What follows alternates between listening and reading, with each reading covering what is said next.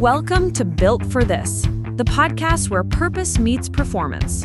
Hosted by business strategist and human behavior specialist Carly Pepin, this show dives into the real stories behind high-growth businesses. Let's bring life to your vision. Hey guys, so welcome back. I have a really great show for you today. I have Thomas Gaffney here with me, and he is the Chief Operating Officer of OFA Group, which is an integrated architecture and technology firm. He is a former attorney and technology strategist with more than a decade of experience advising startups and venture capital firms on business structuring, financing, and emerging technologies. With a background in law and a deep focus on artificial intelligence, blockchain, and machine learning, Thomas brings both operational discipline and forward-looking innovation to OFA's AI-driven platforms, including QuickBIM, which I may have pronounced incorrectly, so I'll let you fix that. That's correct. That's correct. Okay, it is. Spot on. Awesome. Well, so good to have you, Thomas. Welcome. Yeah. Carly, thanks for having me on. I appreciate it. I'm excited. Yeah, and give us a little bit more details about OFA Group. So we have just more Sure. info on what we're talking about. I know it's, we said it's integrated architecture and technology, but what does that mean? Well, that's how kind of how it started. So OFA Group really is kind of like a holding company now, where we operate several different verticals that all have certain synergies, right? So OFA stands for Office for Fine Architecture. Okay, that was our legacy business, still operates out of Hong Kong. We have a branch in Los Angeles now that operates just traditional architectural design, right? And so that was the original business. And then so we have pivoted significantly since then, not necessarily pivoted, but just added on a ton of verticals with the different people and the partnerships that we've made.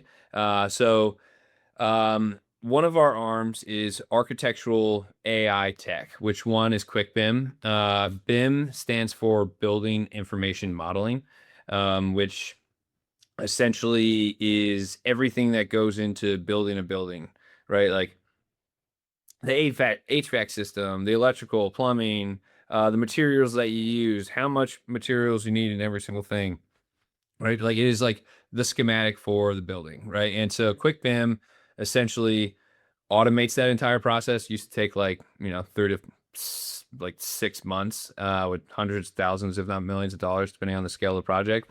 And QuickBIM automates that to about 2 to 3 hours, and it'll get you about like 90% of the way there. And the architects or the engineers can like wiggle and work with it, right? So that's like the architect AI tool side of the business.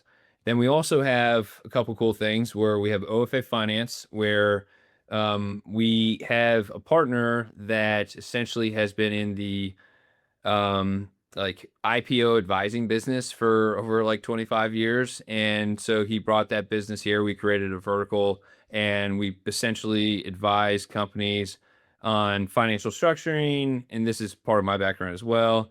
Going IPO, bridge loans, those types of things, all the process you really need to like take a company public. So we have that kind of vertical going on. And then we also have our crypto digital asset arm, right? So we have a digital asset treasury, a DAT, where essentially we have a $100 million ELOC, which is essentially equity line of credit that's tied to our stock that we purchase Bitcoin with and put into our treasury and then hold on to the Bitcoin and generate yield through like a covered call option strategy. And then we also have our RWA platform, which is called Hearth Labs, where we act as the service provider to essentially assist individuals and or investors looking to put well, what does RWA stand for? It's real world assets. So like think of like construction building, something like that, like a residential building, a multi-family, multi-unit purpose building or something. And you put it on chain, you tokenize it, and then you can create a liquidity product where liquidity didn't used to exist before. And that is a long-winded complication that I'm trying to keep compact. So I'm sure we'll talk about it a little bit later. But yes, RWA, Hearth platform. And then the last thing we have, which is tied to OFA Finance, is we're doing a SPAC, which is a special purpose acquisition core, that we are almost getting ready to go IPO on that one. So we've got a lot of projects going on, and OFA Group is the parent of all the 6 or 7 subsidiaries that we have within our different verticals of business. That's awesome. That's exciting. Tell me a little bit about what it looks like as your role as Sure. COO at OFA Group, because you're overseeing all these different verticals. Yes. Yes. So my role is very expansive. I do a lot of things. I wear multiple hats, and I make sure that everything is getting done on time, with multiple different teams in multiple different countries in multiple different jurisdictions. So my everyday like work day, basically roll out of bed at like 7, uh, and it's 5 a.m. for them in California because I'm in Nashville, so in Central Time Zone. Basically check all my emails because we have people in Japan, and we have people in Hong Kong, we have people in China, and people in India that were working while I was sleeping. And so I start catching up with everything, just, probably 30, 40 emails throughout the day with our attorneys in the SEC, and then Cayman Council and all the different teams, and just start like kind of going throughout my day, and then hit the gym usually, and then come back and then do a lot more emails and phone calls and meetings. Awesome. And I'm curious, when you think about like each vertical, does each vertical have their own leadership team that you're overseeing? Essentially, yes, yes. So Okay. like so we have like project managers. Like how it works is you've got a project manager, right? Who technically is in charge of that project, right? Mm-hmm. And then you've got a project lead, which is doing all the day-to-day, kind of like a mid to senior type person. And then you've got the analysts, which work on the actual like day-to-day smaller tasks that works with the lead like every single day, right? And so so like for the spec, like Vicky is one of our persons. She's like the project manager, but I kind of oversee what's going on, making sure we're talking with everyone, get everything done. We have our weekly update reports that everyone files, goes through the system. And we just kind of make sure everything's on track. So like that's kind of it for each one of these verticals. Some of them I just do myself because like given my like legal background, like so like we had like our ELOC financing, $100 million credit line, right? We also had a pipe financing, which is a $50 million pipe. Uh that comes with a lot of paperwork.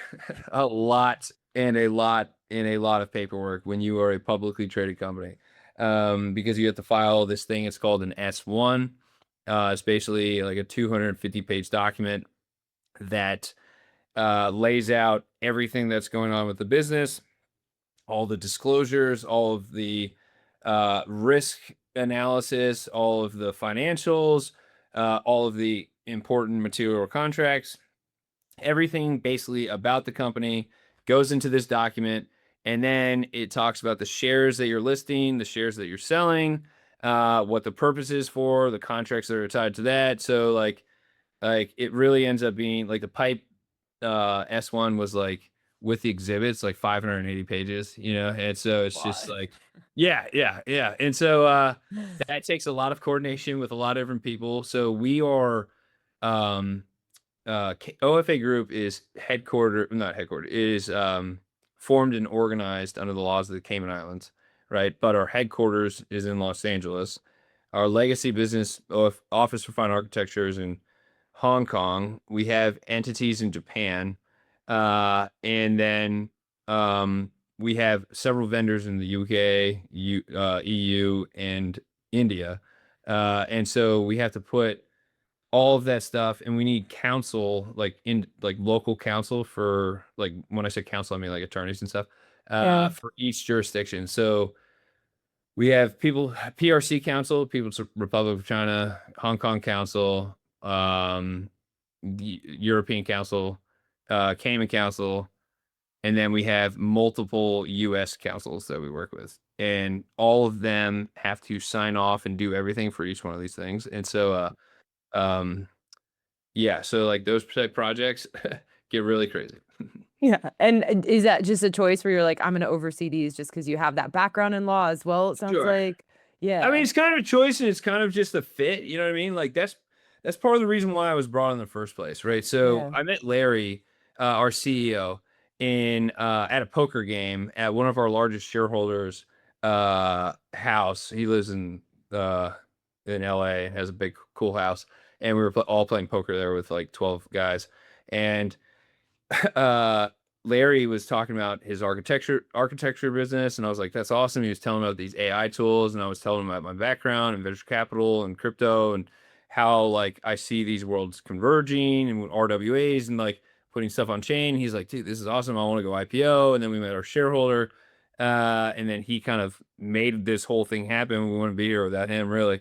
But they were like, hey, Thomas, like, we don't know, we don't have all the paperwork people to get going, and you have like this operation background where we've built multiple teams and you've kind of overseen things in law firms. Why don't you just apply all that here? And I was like, sounds good. And they brought me on as COO, and then just because of my background and knowledge in this, I mean, Hmm. it's very tedious, it's very paperwork associated. Being a lawyer, that's all you do anyways. You read and write for a living. And It's just like a necessity. It because no one else at the company could do it. It's this very specific skill set. Yeah. And since like I'm working, and I don't really have to do all of it. I just talk to all the lawyers all the time and get Yeah. like advice from different people, and just kind of like make sure it's all put together and synced up. So if I wasn't doing it, we would have to hire someone, and Yeah. it's an expensive job. Okay. That's fair. So Yeah. yeah, you know what I mean? My So I'm just my like, brother-in-law's a lawyer. I see what they charge by the hour. yeah, yeah. I mean, you Yeah. should see what we're paying our lawyers. You know what I mean? Top lawyers are Yeah. paid well. Yeah, Yeah. we if you saw our legal bills over the year, you would be like, "What?" And that's not even I've including me. You know what I I mean? know Like, I've seen it before. yeah. I don't know if you Oh, realize how high it is, but especially since you have so many lawyers in so many different places and it's yeah, necessary. So yeah, I yeah, can see that. yeah. It's Yeah, a lot of lawyers. I mean, when you're a publicly traded company, there's a lot of lawyers involved all the that's time. fair. Yeah. And I'd love to dive into a little bit more of why you were taken on because I feel Okay. like there's just a multifaceted avenue to go down there on that Sure. one. I know part of it was the team building. It sounds Mhm. like you guys even kind of started like a new venture together. Essentially. Let Yeah, tell me a Yeah. little bit. Let's start with the new venture. Like, tell me a little bit about when you came on, what you guys started. Is that another vertical, or did you integrate it into one of the That was verticals? the totally new AI vertical that we were doing. Got it. So like I said, recap, met Larry at a poker game. We decided to do this thing. So we wanted to go IPO, and that is a lot of paperwork, right? And so like that's kind of what I was brought on, was to help one, get us through that process just because of my experience in that. And then two, oversee and help develop out like these projects that we kind of want, that we're working on, right? Mhm. Because one of my main skill sets is getting things done. When Yeah. you're an attorney, like you have all these crazy deadlines. Like honestly, I hated being a lawyer more than anything in the world, just because like I'd have 20 things on my plate, and then I'd have an important client call me and say, I need this immediately. Get it done. It's like, oh, when did you hear about it? Oh, last month. And you need it now? Okay. You know what I mean? Like working like crazy, crazy hours, and just kind of overall like team building leadership. But I also have like advised on several startups and also created a startup of my own. When I was during the NFT crypto craze, I launched like an NFT project, and we had like a video game and uh, uh, play to earn video game, like a free meme token, and sold out like 10,000 NFTs, and had like a community of like 2,000 people that were doing a bunch of things, doing a lot of stuff. I also scaled out my sounds funny, but like my mother-in-law built out a bracelet business. She like started these handcrafted bracelets, and I like got involved, and I was like, yeah, we can scale this. We got into like 27 stores in like 8 different states. Um, had multiple people like working for us at shows and all these different things. And then also with my law firm experience, like my first job, I was at it for 3 months, and my two partners, we were part of a bigger firm. They had a huge dispute with the managing partner, and they had their own like book of business. And they're like, Tom, he like busted my office one day. He's like, Thomas, we're leaving the firm. Are you coming with me to start our own firm? I was like, sure. So it was me, two partners, and a book of business, and I literally was just the grunt horse that literally did all the work. I hired, trained 6 different people. We had different associates.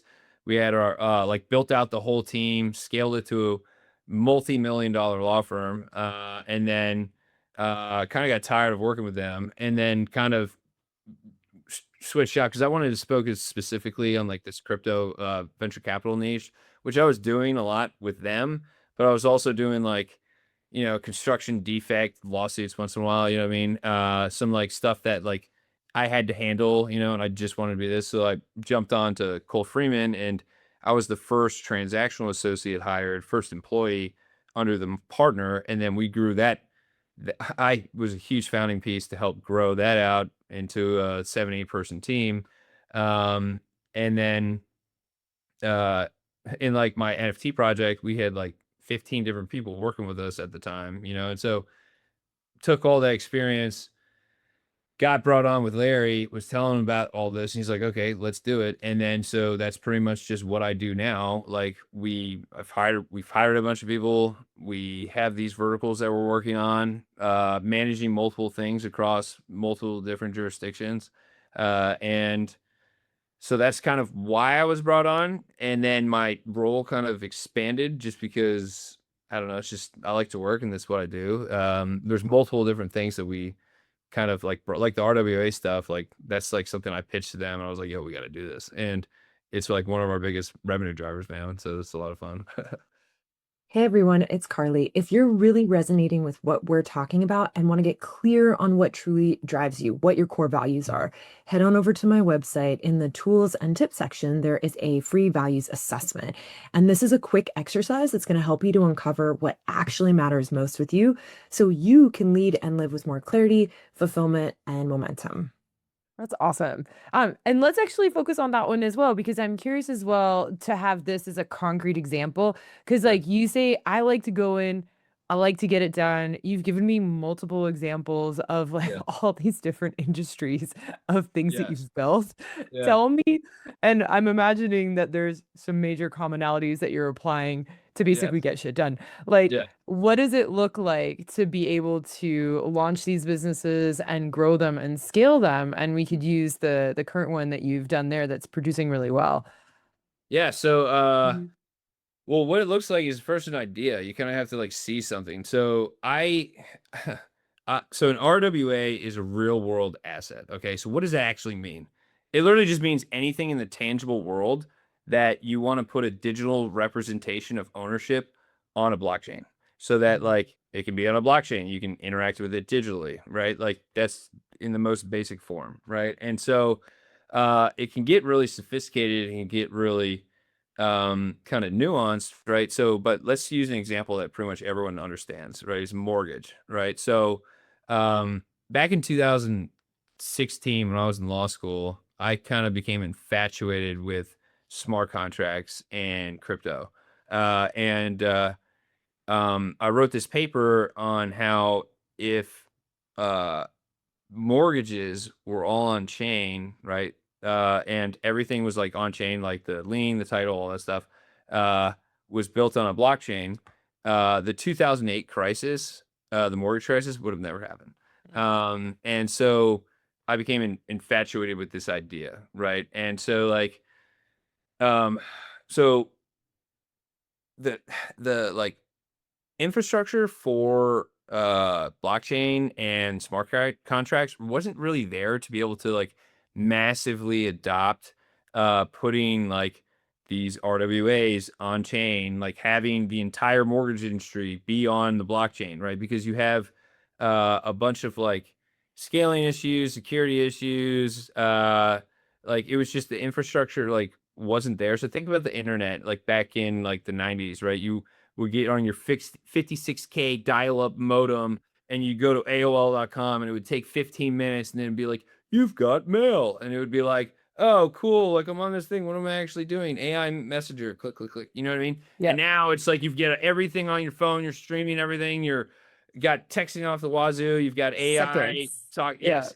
You know what I mean? And Seconds. Yeah. yes, and just all of it there, and so think of in 2016, the internet for blockchain was like that 56K modem, right? Yeah. And so like now, it's getting up to like, hey, we just got broadband, you know what I mean? Like we can finally get like stream some decent stuff. You're still not at like the fiber optic cables level, but it's like getting there, if that makes any sense.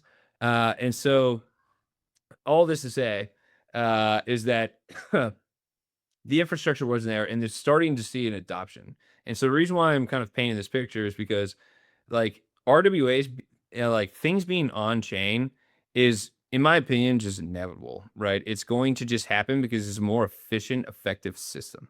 All right. Hmm. And so people are going to be using blockchain and crypto, and they're not even realize they're using blockchain and crypto, right? Hmm. Because it's just going to be integrated into their day-to-day use of everything, right? Like down the road, their mortgages are going to be on a blockchain because it is more efficient. If it takes 20 to 30 years, that's how long it takes. But like people, like it just takes time to adopt. And so like now that things are adopting, right? So you got to like pitch the idea, come up with it, find out something that's actually working, right? And then you've got to actually figure out how to build what you're trying to do, Hmm. right? So like, what does an RWA take? Okay, it takes a platform. You have to connect to a platform, to a blockchain, and create a smart contract. All right. So what does that look like? You've got to talk to vendors, someone who actually knows how to do this. It's pretty kind of complicated, but at the same time, getting easier. But you have a team of developers that are creating smart contracts, right, to actually make the platform viable, right, that you can actually do the KYC, authenticate the actual asset, you know what I mean? Do your due diligence there.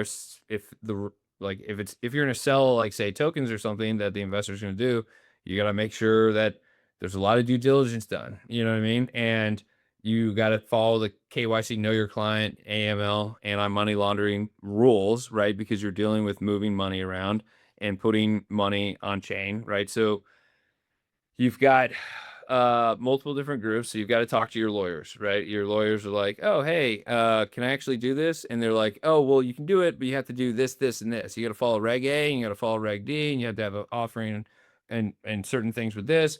Or you just be a service provider, and then they can do a Reg A, Reg D, right? And then um, you actually, and then you're coordinating that, and you're telling all your smart contractor devs guys that you meet with 3 times a week, and you just get updates, and you say, hey, I want this, hey, I want that. The website's interesting. You got to keep building from there. And then you delegate work down to other people, and they're getting all the vendors that like the 12 different vendors that we have to make sure an RWA is actually authenticated, you know what I mean? And then that's just building it. Then you've got to actually go and sell this idea to someone where uh it can actually, you can actually make money for all the work that you've actually done, right? And so we essentially had the platform ready, had the service ready. We've tested it. The smart contracts work. You can put the RWA. So how an RWA is formed is through an SPV usually. Hmm. Stands for a special purpose vehicle. And what you do is you put the asset into an SPV, and the ownership of the SPV is the actual RWA. It's represented. The legal entity of the SPV is represented digitally through the different tokens in the RWA contract, if that Hmm. makes any sense. And so we went out and we found some developers, kind of pitched this idea of how you can, one, create liquidity in a usually non-liquid financial instrument. Hmm. And two, you can use it to raise capital and diversify your risk towards this development project. And we'll do all this for you, make a lot of the connections. you take the investment yourself and do any secondary training, like you're in charge of that for compliance reasons. But we've got you all set up. Here, you're ready to go. Pitch the idea, and they're like, okay, yeah, this works. Let's do it. And so that's kind of where we're at now. Landed a big contract with the Long Island um, construction development RWA contract. It's a $1 billion property. Assess that, and well, for the full development project, we're getting a good chunk of the service fee, so that'll be a lot of fun. That's But awesome. yeah, so it goes. It's a lot, but it starts. I mean, we started this over a year ago with the RWA stuff, and then Hmm. you've got to build out the whole project. You've got to finance it, pay everyone, and then make sure it's working and functioning. And then you actually have to go sell it. One thing I always say is like, you can have the coolest, best tech in the world, but if no one uses it, no one cares. You know what I mean? So that's just my stance. No, it's very, very true. And now that you guys are going out and selling it, is that something that you get actively involved in, or is that something that you've delegated? Sure, sure. No, I mean, delegate a lot of it. It's like a kind of a combined effort, right? Like, we're actually in Yeah. the process of hiring a marketing manager um, to kind of lead some of these projects, like with QuickBIM, right? The automation tool I kind of explained earlier. But yeah, I mean, I get involved in it in a sense that, like, we need to talk to the leads that we have, right? We need Mhm. to actually structure the financial instrument that we're putting into the RWA. You know what I mean? And so a lot of these things, like the big guys, like um, some of our larger like partnerships that we work with, like kind of put us in connection, get leads. You know what I mean? And then you just kind of go to dinners, you're gonna talk to people, and you just kind of try and mesh it all together. And then once it's meshed together, like, you delegate a lot of work just because you can't do everything. It's like, hey, you're doing Mhm. the sum sub KYC stuff. Hey, you're doing um the due diligence documents. Hey, you're talking to the attorneys on this, bringing them, get the scope and the quote of how much it's going to cost to set up the SPV, what the rights are going to be, et cetera, structuring the financial instrument.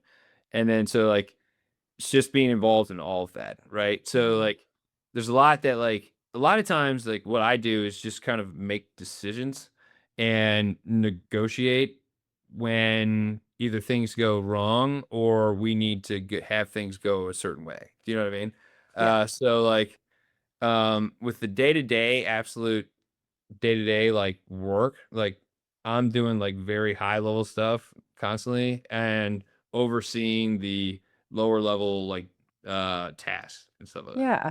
I'm curious as well because this is one project, but I know you're managing multiple projects at a Sure. time because of the Yeah. different verticals. Yeah. What is your favorite way to organize all this? How is it organized, structured so that you're Sure. getting this high level overview and you're Sure. able to almost be that individual? It's like that's watching over everything, Sure, sure. So right? we have this thing, it's called standard operating procedures, right? Yeah. SOPs, right? And so this is like operations stuff, right? So uh we have weekly meetings for every single project, okay? Yeah. And in that weekly meeting, you have to file, like, prepare, like, so you know how I laid out the kind of structure: project manager, project lead, analysts, Mhm. right? And so, like, uh, the analysts are required to fill out the weekly update report, right? And in that report, it's got, like, the three objectives we were going to manage and achieve this week, right? Were those met? And it's like, it's got the previous week, this week, were those met? Was it actually done? If not, why and why not? Where is the actual, what's the hardest sticking point on the project right now? What's going on? Why wasn't it done? And we talk about that in the meetings, and then we file a report, and they all get sent to me, and then I kind of read over that. But also, one thing is, I'm not like a control freak in a sense of, like, I'll let people make decisions on their own and do stuff, but I do want to see what is going on, right? Like, one of my things is like, yo, you have to see me on basically every email. You know what I mean? Because I read every single thing that comes through my inbox. And so, like, when a lower level employee comes to me and says, like, hey, Thomas, how do I do this? And if I'm not on the email thread, uh, I'm gonna have to spend like an hour and a half trying to figure out what the context is because usually it's like a pretty Yeah. intricate question. You know what I mean? And you need to understand the context, right? Um, so what like one of my things is like everyone that works with me, I'm like, yo, hey, you got to CC me on all the emails. You know what I mean? Mhm. Because I just need to know what's going on. I'm not going to chime in. I'm going to let you do your thing. But Mhm. one, I read every single email that comes through my inbox so that I can know what's going on because I manage so many different projects and I get all these different questions that I need to be able to go back and see what is going on to fix it. Because 99% of the time, when someone who's working for me needs help, it's to fix a problem. And if I don't Mhm. have the full context of the problem, I can't fix it correctly. Right. And Mhm. so that's another thing that like I said at the beginning of the show, I was like, what is your involvement like? Like, yeah, every day I wake up and I just go through the 100 emails I have from my Hong Kong team. You know what I mean? Yeah. And so that's kind of like my methodology is one, having weekly meetings where you have your three things of like, well, hey, what did we actually accomplish this week as compared to last week? What are we getting an date on? Mhm. And then also, um, CCing on emails just so that and it's not just me, like I make them CC the PM too. So it's Yeah. like the PM can step in before I have to step in if something's it's like quality and contact control, you know what I mean? Just to make sure everything's going good, you know? And if you're doing a one-off, be like, oh, hey Jeff, like you want to hop on this call real quick? That's fine. But like anything substantive or work product related, like I Mhm. just kind of need to be on it so that when an issue does arise, I can go find the information I need to either fix it or if there's a dispute. Because like you'll be with the amount of vendors that we're working with, the amount of disputes that arise over like payment or delivery or like when something was going to get done is Mhm. insane, right? Because I mean, we literally have like 8 different projects that we're actively working on, and each project has between 6 to 12 different groups of people that are working on it. Mhm. And so like uh to find out how to fix a problem and make a proper decision, you just need to be informed. If that Yeah. makes Well, I think this is really interesting because, like, it sounds like you're seeing all the emails, you're reading all the emails, but you're not actually having to respond to all of them. And it's Oh kind of yeah. like, unless someone checks in with you and says, "Hey, I need help," then you go in and then you dive in and assist. Or Yeah. I uh see something wrong and I fix it. You You know what I fix mean? it fast. Like, or I'm like, no, that's actually inaccurate. Or like, or there's an email that someone since I'm on the threads, right? Like an email will come in and I can just be like, yo, hey, Lauren, why didn't you respond to the email yet? Like, hey, we need to get this done. You know what I mean? Or like, and a lot of times what I'll do is be like, hey, here's what I would do in this situation. Or like send it to them on the side, Mhm. right? Or be like, hey, we need to add this, this, and this. You know what I mean? So it's like, and there's also some that it's just directly me. But the funny thing Mhm. is, I also revert that down, right? So like not only do I usually make most people CC me on emails, I will CC my direct report below me Mhm. just because say I'm out for the office of the day or I'm taking my kid to school or something and someone's like, "Hey, we need to get this done right now." You know what I mean? Like you'd be surprised in the public entity world like how fastly everything needs to be done right now so many times. You know what I mean? And so so it's like I want the person who's working with me, who I talk with every single day, Yeah. to be up to date and informed on the project as well, so that at any given moment, if I can't respond or I'm not there, the person who I trust to handle it is also there to do it. You know what I mean? Hey everyone, it's Carly. So, if this conversation is really hitting home and you want to get a real snapshot of what's working and what's not in your business, head on over to my website in the tools and tips section and you can have the business performance health check. In just about 15 minutes, you're going to see where the friction is and where your next growth opportunity lies within your company. Yeah, and I'm curious too, because like you're getting a lot of data, a lot of Uh, information, and yes. simultaneously you're responding. It's all different projects from the different verticals, right? So you have seven. Is there a way you're keeping track of the information, or are Right. you logging it? Like, Yeah. are you just able to like log it? Just, yeah, curious. So part of it is I do have a filing system for sure. Yeah. And so like that legal part of me, like I mean, let's be real, like my bread and butter, like I was a really good attorney. Like I'm not gonna lie. Like I was a really good attorney. I was really good at my job, but I didn't like doing it. And so I still do like a lot of the legal adjacent stuff, right? And so like all the things that I truly need to keep track on, like I have my filing system. You should see my folder in my OFA group IP. It still says OFA IPO group folder. And I mean, I probably have 10,000 documents in there, Yeah. and so and it's anything from logo from Hearth Labs, you know what I mean? To the some sub application to all this stuff. And then I also literally live in my email. You know what I mean? Like if anyone asks me to do something on the phone, I will say, if we're on a meeting or whatever, I'm like, hey, send me a follow up on the email with the attached document. You know what I mean? Yeah. And so like my email is just like my lifeblood. If I was to That's your lose my spot. email, I'd be screwed. It'd be over. Yeah, Yeah. I mean, but like, but we also use like, because we are a small, like a startup, you know what I mean? And so, and this is, I feel like a question that you asked originally about like the vertical, that why I got brought on. Like we essentially were making a startup, right? Like Hmm. there was the legacy business, and then all the IPO money we raised was essentially for the AI products and the crypto products that we wanted to build out, right? Like Yeah. the legacy business is just operating on its own, you know what I mean? Like fully functioning. And we kind of use that as the proof of like that, hey, we can build a business for the IPO, and then we tailored it with these AI products and the crypto related products that we really wanted to be involved with. Yeah. That's cool. Yeah. Yeah, No, thank you for sharing all this. It's fun yeah, because like I'm diving into all the details because yeah. you're very productive.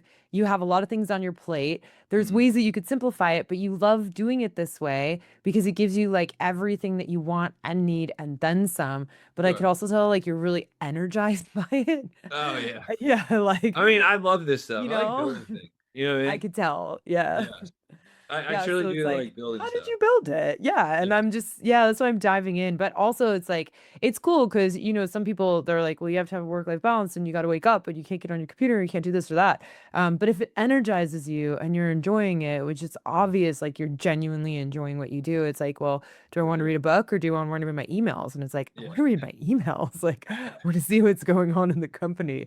And it's like just 100%. doing you in a sense. And I love that. Oh, thanks. I mean, well, it helps that I will say one thing is like I was always an in office. You got to be in the office work guy. Like that's just how I was Yeah. until I went to CFM, and it was a fully remote law firm. Like everyone's remote. They do have like offices, but like it's like optional to go in, but like everyone is fully remote. And then I realized I was like, wow, I can do my job from everywhere, anywhere, you know what I mean? And uh I do love working because I love building things, but like right now, like my favorite thing to do is like take calls and answer emails in my garden, because I live in Nashville Yeah. now. And so like I've got like 4 raised garden beds that I just obsess over. And it gets me outside and like keeps me calm, it was like a lot of like stress relief. But like I just take calls with like investors and like underwriters, stuff like that, and then I'll just like respond to emails, be reading stuff, and then also be standing over my beans that I'm trying to train to go up the uh to go up the trellis. You know what I mean? And so Yeah. I don't know, it's just something that like now that I've been working remote and I can work from my phone all the time, uh it's really changed my perspective on it, right? Because before I was like the grunt worker, you know what I mean? Where I would have 3 monitors, no matter what, sitting in, getting in heavy into the documents, like changing all these things, constantly drafting, making sure everything's done, sending stuff over here and there.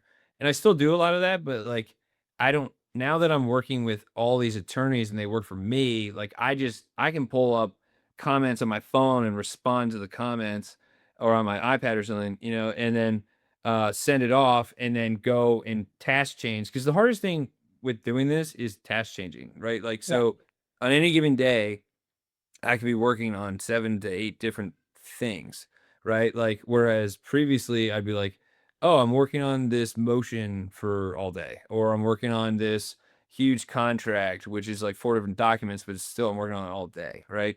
Now, uh, I am working on 8 different things, but I'm not doing the minute granular details. Like, I am responding, giving information. I am making decisions, telling them, "Hey, we know we need to do this, and then we need to do that." Because, like, the amount of questions that I have to answer a day is astronomical, right? Because, like, there's just so many different variables for everything that, you just someone needs to make the decision, and I just somehow happen to end up being that guy. You know what I mean? And Mhm. so, like, I don't make every decision. There's some that go beyond me, right? Like with the board and like some of our shareholders and stuff. But like they usually want to hear my opinion about what we're doing, you know? And so so yeah, but I do like working, and like the coolest thing about that is like I get to take my kids to school once in a while and drop them off, you know, and pick them up, and like uh, but I do like to work. It's funny, like, I was telling my wife the other day, I was like, I don't know, ever since I went to law school, like, I just forgot. I don't even know what I like anymore. You know what I mean? Like, I actually like You like working stuff. work. Yeah, I actually like it. Yeah. You know what I mean? Like, I just feel productive, you know, like building something in Uh, society and contributing rather than just, you know, fishing or something.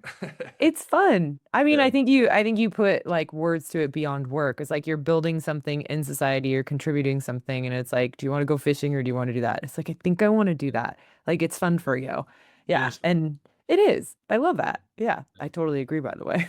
Yeah. No, good, good. No, I get a rise out Yeah. of it 100%. Like, it was funny. I was talking to them, like our largest shareholder, and we were negotiating. One of my favorite things to do is negotiate, Yeah. just because like that's like I don't know, 'cause it's just the Lord. That's everything I've been trained to do, right? Like find a position, even if you don't agree with it 100%, take the stance, figure Yeah. out what the other person's stance is, and then try and commingle it. See like the weaknesses in your stance and see the weaknesses in theirs, and where you can kind of like finagle it through. You know what I mean? And so like that's a lot of stuff what I do. Like a lot of my day is just talking to people on the phone, trying to negotiate one thing or another. You know, so. Yeah. It's also fun. I love Yeah, it that. is kind of fun actually. Yeah. I do And like the part. let me ask you a little bit more about the team building dynamic because I know that's a Sure. huge part that you got brought on for. So, once you came on, what did it start to look like as you started to integrate the team building Sure. that you know? Well, so when the first person we brought on, she actually just recently left for bigger and better things. Her name is Isabella. But she was our first hire out other than me.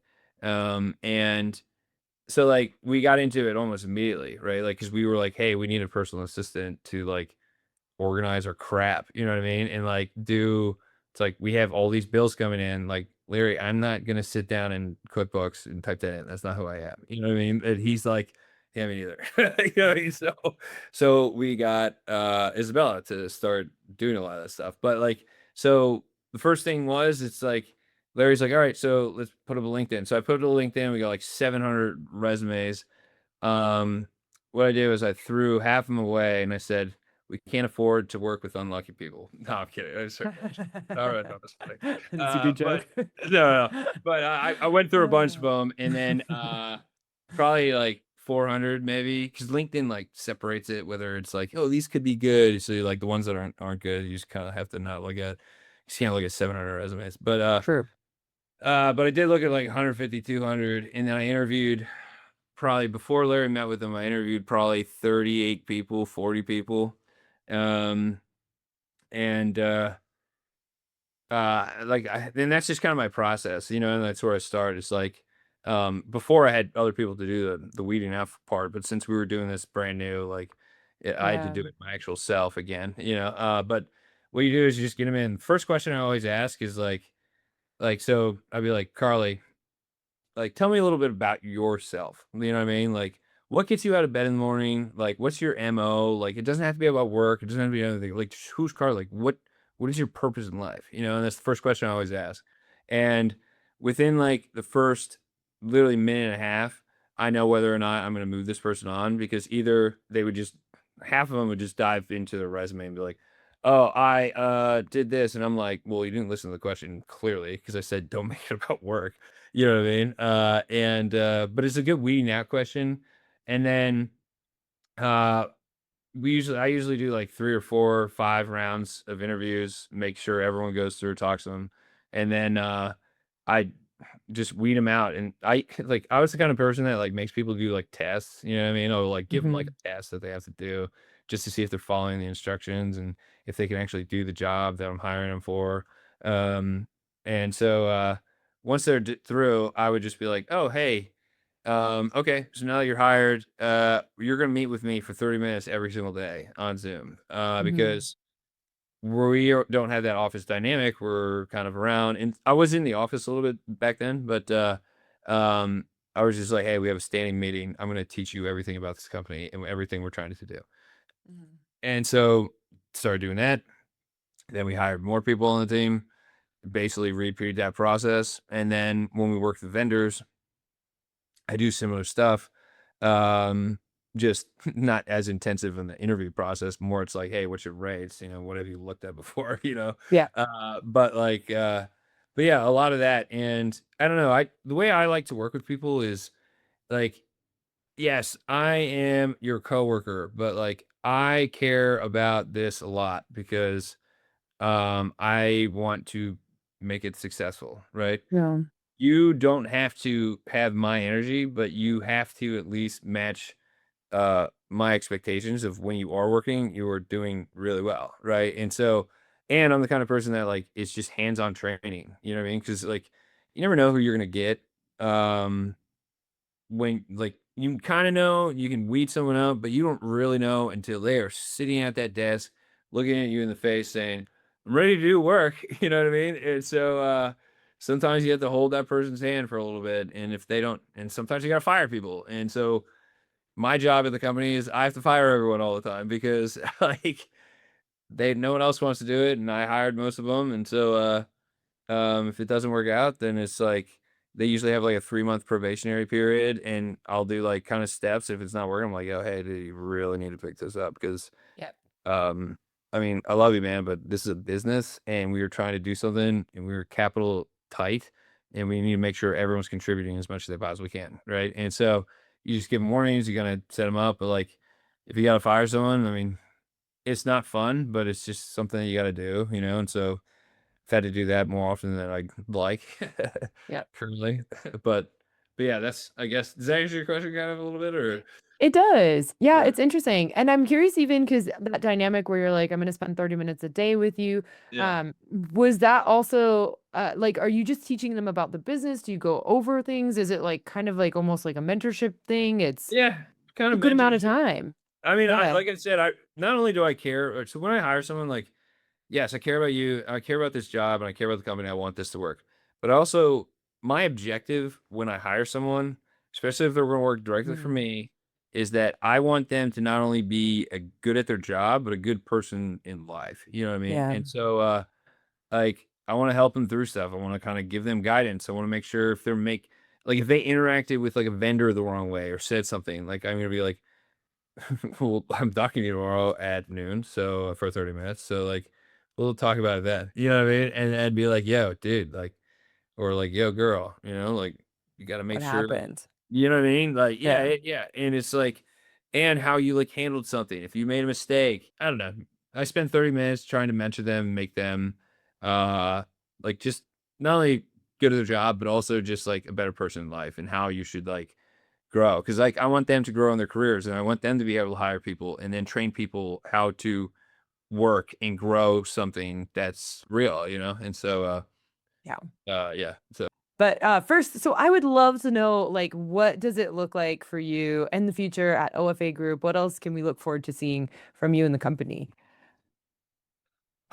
well, I mean, the SPAC's gonna be really cool.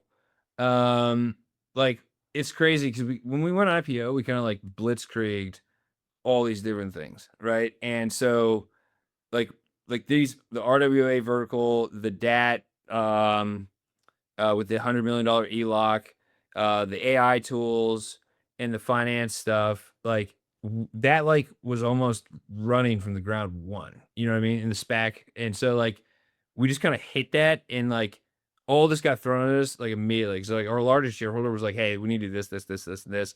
And, I was like, all right. And then Larry's like talking, we were just like grouping everything together. And so I'd like to say that we continue executing on all these things because like I said, we essentially were a startup, right? Like when we IP we didn't have anything ready other than Plan 8 and QuickBim were kind of in the works. Like with like the plan and stuff. We just needed the money to finance it to really get it off the ground. But like it was a legacy architecture business up until the IPO. Then we got funded, and then we were essentially a startup, right? And so Yeah. it was just, hey, we have this, and this, and we're gonna do them. And like we just executed on the RWA project where we got a $15 million service fee for the $1 billion Long Island City project, right? Mhm. QuickBim is now launching commercially within the next fully, like it's launched commercially for like certain aspects, but it's launching the full commercial aspect. So like the thing with QuickBim, it's actually like one of the it could be a massive opportunity It because sounds like it. Yeah. yeah. And Mhm. so, but like the capabilities right now, it was like single family homes. And so where everyone, so I do a lot of sales leads with this stuff too. Um, so everyone I'm talking to, they want multi-family, no, single family multi-unit apartment complexes.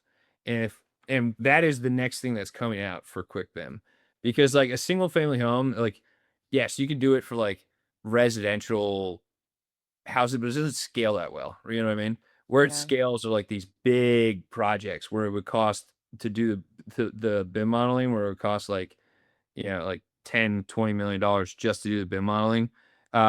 Whereas you can pay us like $10,000 a month to get the BIM modeling automated like that. Right. And so, that's one thing that is going to be really cool. Um, we also have some stuff I can't really talk about because it's kind of not public information yet. So I'm just trying to rattle Fair. everything about what and then the SPAC. We're excited about the SPAC too. So do you know anything about SPACs? Mm-mm. No. So a SPAC is a special purpose acquisition core. All right. So what that does is essentially you go IPO, you list a company. So you make a company. So it's called the OFA Group Acquisition Core 1, right? Because you usually do multiple of them afterwards. Uh, but we're raising $65 million and we're going to be going public and we're going to have this company public, but it doesn't have any business operations. It doesn't have any like underlying business, right? But the 65 million that's raised goes into what's called a trust, right? And you essentially use that public vehicle to then target a private company to list publicly because you take that SPAC that's public and then you take the private entity and you merge the two together, which is called the de-SPAC process, where you actually merge and then that private company becomes the operations of the listed company, and then that company is then a publicly traded company. Okay.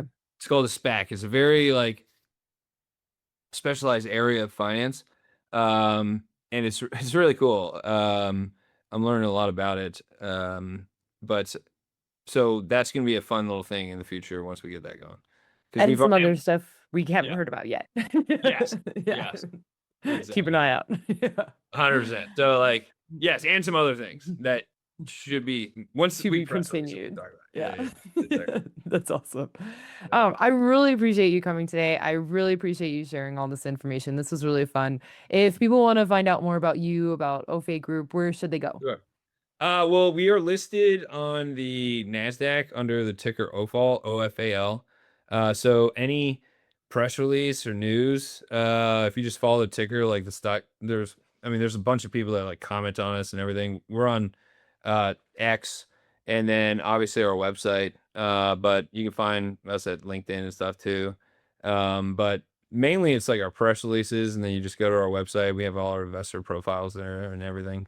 But yeah, so Just type in OFAL, OFAL stock ticker in Google, and you'll find us real quick. It's awesome. Awesome. Awesome. And I'll put links in the show notes too, just so if anyone doesn't catch it, they can just find it there as well. And if you guys enjoyed this, if you appreciated what was shared, definitely share it with someone else who you think would be inspired by it. And again, thank you so much for coming, Thomas. This was really, really great. Awesome. Thanks, Carly. Thanks for having me. It was a pleasure. Love to come on again sometime down in the future when we have some of those fun other things coming up. I think that would be fun. Thank you. Cool.